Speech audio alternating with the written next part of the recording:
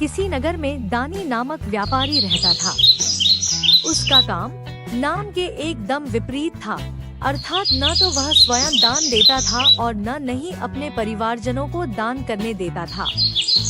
जब भी कोई साधु उसकी दहलीज पर खड़ा हो भीख मांगता तो वह कह देता आगे बढ़ो, और वह इतना सा वाक्य कह टाल देता था।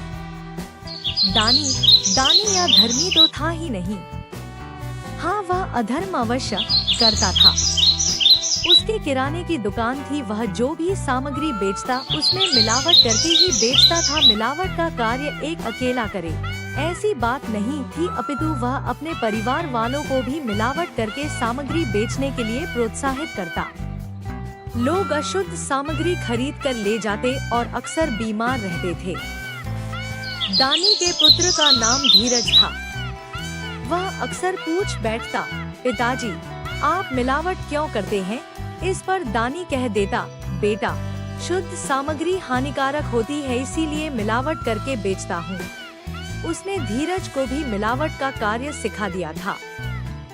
मगर धीरज अक्सर देखता कि दानी जो भी सामग्री घर के लिए निकालता है उसमें मिलावट नहीं रहती। धीरज सोचता कि इससे तो हम बीमार पड़ जाएंगे, वह मिलावट कर देता था। इसकी जानकारी नहीं दानी को हो पाती थी, नहीं पत्नी को। दरअसल दानी ने धीरज के दिमाग में भर दिया था कि मिलावट करते हैं तो इसकी चर्चा अन्यत्र नहीं करनी चाहिए, इसीलिए धीरज मिलावट तो कर दिया करता लेकिन बताता किसी को नहीं था।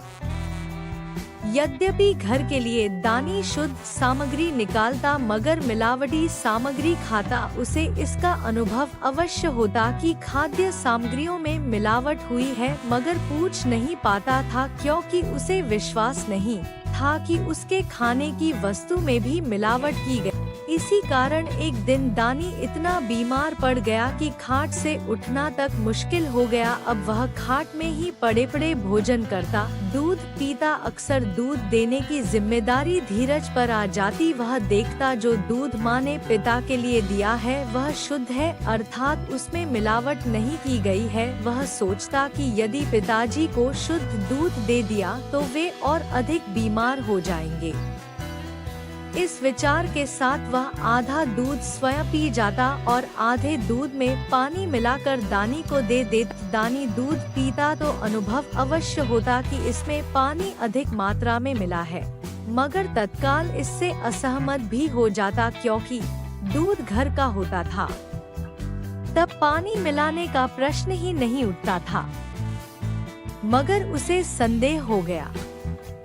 एक दिन उसके दूध पीने का समय हुआ तो उसे पुत्र का काम देखा तो दंग रह गया। पुत्र आधा दूध तो पी गया और आधे में पानी मिलाकर पिता के पास आया। उसने दानी को थमा दिया। दानी ने कहा, बेटा धीरज क्या घर में और दूध नहीं है? क्यों नहीं, पूरे 5 किलो दूध और रखा है। फिर तुमने दूध पीने के बाद मेरे दूध में पानी क्यों मिलाया? आप ही तो कहते हैं न शुद्ध सामग्री हानिकारक होती है, मगर मम्मी आपके दूध में पानी नहीं मिलाती थी। मैंने सोचा आपको शुद्ध दूध देने से आपकी बीमारी और बढ़ेगी, बीमारी न बढ़े, यही सोचकर तो मैंने मिलावट करके देना उचित समझा।